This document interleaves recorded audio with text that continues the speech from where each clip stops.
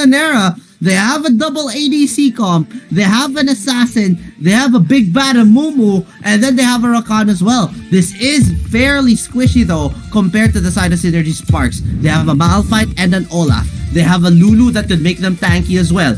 So based on the draft here, who won it, Conley? Well, like you said, it's a little squishy coming from Lunar Nera. So, ang hirap mag-decide actually. Pero kung titignan lang natin just for the pickings, I'll go for the Synrgy. Having that Olaf, having that Lulu and Jinx, nahihirapan dito ang Lunar is dahil medyo squeeze sila eh. So basically, si Jinx alam natin gaano kasakit ang pinakita niya last game, and kung mapapakita niya ngayon ng Synrgy na mas better silang gumamit ng ating Jinx dito at yung Jinx Lulu mag-connect, mahihirapan dito ang Lunar Nera. Welcome for sure. So now, here's the thing.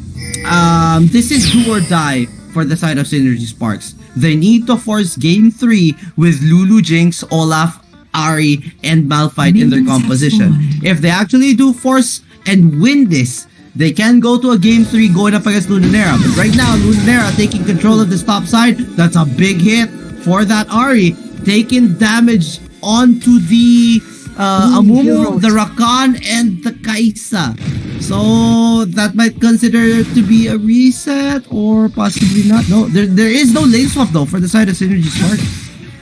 Well, I think medyo nahihirapan kayo silang kunin dito yung Dragon before. Hindi na sila nag-lane swap ngayon. Yun yung nakita kong floor bakit sila ginawa. And another thing to consider, no? Oo, Jinx Lulu.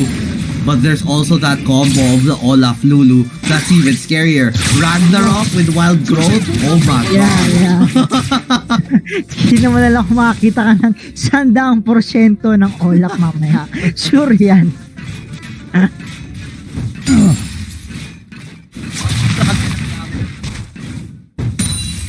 Pero yeah, kidding aside, Lulu, Olaf, scary combo, but then again, Ragnarok makes an Olaf squishier, which negates that because of the Lulu.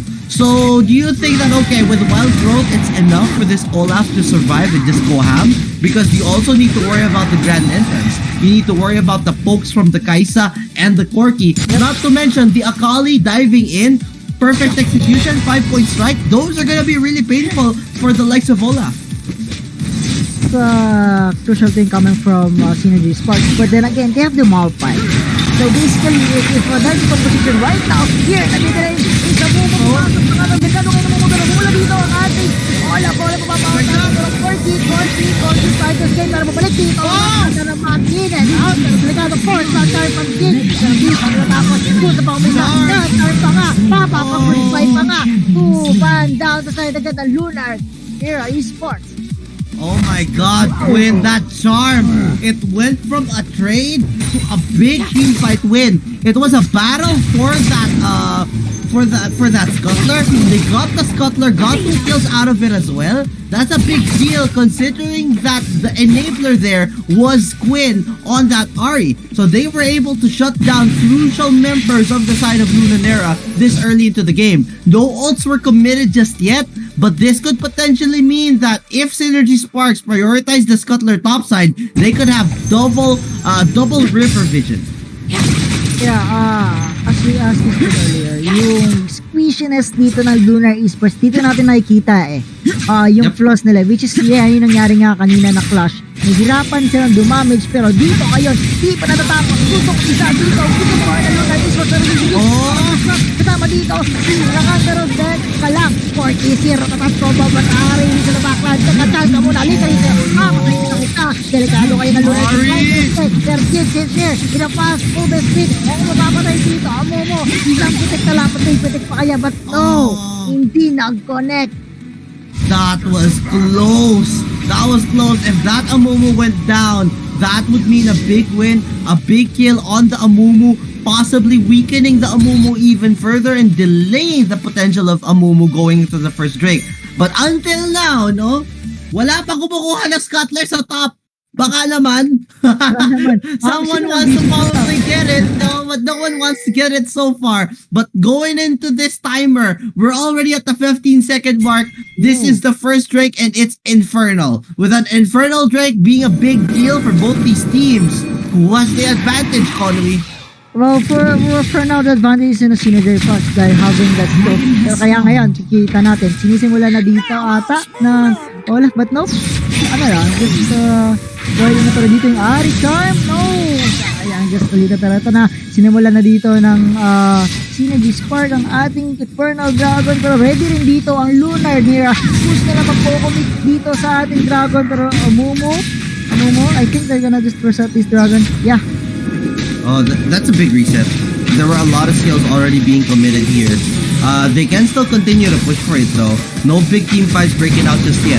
The Amumu's already in position for this Infernal Drake. They have control of this side of the map. But the Malphite is there and ready. Grand Tempest coming in. The Rakan is popping that off. But here comes the Malphite taking on the back line. But it's not too much. The Ari is gonna be huge. Going in for the fight. But the free hit coming in from Luna Nera. Take out 4. Ari all alone. The Akali is just huge right now. And yes, that wild growth on the Ari was great, but after the Ari threw out everything, no one was left for her teammates. So now, you are seeing potential for Corky, for Akali, oh my god! What a play! Oh man, Shiriyo just saw that time. That was some big balls. But wait, hold that thought though. Olaf once more wants revenge for that last team fight. Going after the Amumu right now. They're finally gonna back off. But that is a big win coming in from the side of Luna Nera. Getting the kills, getting the Drake, and they are gonna get ahead early into this game.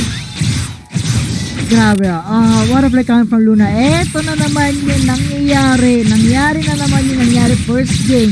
Yung turn around na ginagawa ngayon ng Luna Nera. Even though Synrgy Spark have the advantage, but yung timing na ginawa ng Luna, that composition ng laning nila dun sa Dragon, dun nahihirapan ng Synrgy. Kasi hinayaan nila na magsimula dito yung Luna. Hindi nila alam yung position na gagawin ng Luna. Is yung 40 damage lang kasamahan pa ng Akali, dun sila naisip tinitas ng Luna.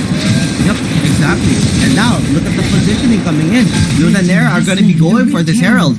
They got that Drake, they got the Herald as well, and now they can continue playing for wave control, taking waves out left, right, and center, and then after they do that, they continue pressuring and have control over the map. They can go for invades, they can negate the farm coming in from the Olaf. They have a lot of options right now, but so far for the side of Luna Nera Esports, they're going to be going for a push here top side. There is no trade happening bot side because it is already taken down by the Jinx and the Lulu, but a fight is going to break out here. The Warman, oh my god, that was huge. The big bad fight with a big bad play. Double kill on the Jinx. Going for more. Can the Corky fight this? Probably not. Wants to back off, but a good win. Yes, get the tower, but they are gonna get that fight. Corky leading onto the Ari nearly falling off, but that is gonna force them back. Malphite, Jinx, and Lulu can now continue this. This is the Jinx Lulu Conway. This is what we were saying could be a problem. Yeah, and also that ultimate coming from Malphite. 4-man team ang nakuha dito ng Malphite. Doon ang pagkakamali ng Luna Nera eh. Nagdikit-dikit sila doon eh. So basically, nakakita ng chance itong Malphite, goes in sa sunod pa, at magandang follow-up na ginawa ng Lulu at Jinx, at yeah, doon nag-scatter ang Luna Nera. Yep. It's a big ult. That big ult stopped the potential, and the initial fight or flight scenario for Luna Nera was there. Do we fight? Do we run away? That ult was big. Should we continue this? They tried to go for the trade, but then the response coming in from Synrgy Sparks was so big that they could not find a way back into that fight, immediately losing members on their side. So now, Synrgy Sparks, they get some bearings back. They're gonna be able to get control over one side of the river. If they continue this, they could potentially go for another push cut. Yeah, at makikita natin ngayon good thing nakinig na dito ang Synrgy.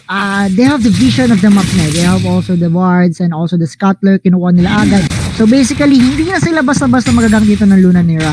But let's still wait for the next dragon. Doon na ito magkaalaman. Pero dito sa bottom lane, kung pupunta natin dito yung Ari, but nope, nakarandom ang ating Ari. So, Izaq, I just wanna ask you something. Ano yung tingin mo na dapat gawin dito ng Luna Nera para ma-cancel out nila yung Lulu tsaka dito? Oh, that's simple. Either you get rid of the Lulu or you get rid of the Jinx. Tall ask, oo.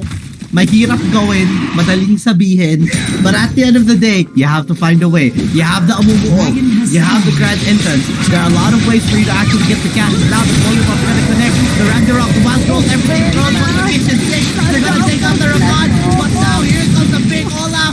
Going for more. They get the support down. They use a lot of resources for that, but shoving away the members of Luna Nera means they can get the second race of this game. And my God, saw the potential of that Olaf. But no, here's the Luna. I think they wanted to do the Luna, pero di pa nagkakamit pero Ari pa. Kumana tayo magpagulay. Rapid time mag-dig na naman. Eto na, napapatakbo at dito. Pero no. Sabi dito ng ating Synrgy. Isa-isahin and baro na spot. Sinulan natin dito ng Synrgy. Ayaw nila mag-waste ng time. Push nila agad. Maka-turn around itong larong ito. That was a big win. Big win coming in from the side of Synrgy Sparks. They're not going to be able to steal that away. That is going to be Baron going to the side of Synrgy Sparks. Big win from them because they got the Drake and the Baron along with crucial pickups. And that's the thing. What we were talking about earlier, when it comes to the Jinx Lulu, you have to take one of them out. If you can't take one of them out, you just need to make sure that the Jinx does not get the reset so that she could hyper carry. In that situation though, they got the reset because of the Malphite ult, because of the big pick-off, and then the Jinx could just continue snowballing, and it's gonna force the rest of Luna Nera to just run away. Napapansin ko dito ng flaw naman ng Luna Nera is yung Amumu, may hindi nagko-connect dito yung Amumu sa Karakan which is yun yung isa sa pinakamagandang initiation na mangyayari dito gamit pang Luna. That Amumu sa samahan pa ng Karakan is one of their best key composition na dapat nilang gawin. Pero hindi natin nakikita pero dito sa nibilin, delikado ka ito dito Rakan, mapapaut na ito ng konti. Pero still, nagde-defend. But top side, look at what Olaf doing. Split push time to get this top tier down, but middle lane tower, gonna go down. Sabi, stop, Synrgy, pero Amumu, teka, para mababa ko ito. Stop ko na naman. Ay, nakakontel pa ata. Dito ang Jinx natin. What a play coming from Synrgy. Wow. That is the power. That is the power of Jinx Lulu. You never go wrong. If you get the reset on the Jinx, it's gonna go half. The power is down. There's another. Look at the power of Jinx. That's an ace. That's a game number 3. Synrgy Sparks answer back in style. And we are seeing a 1-1 for this series right now. Woo! Good stuff. Victory. What do you think, Conway? We saw potential from the side of Luna Nera. We saw potential this time for the side of Synrgy Sparks. We're going to a game number 3, and both teams are showing a lot of good stuff for the viewers and for their fans.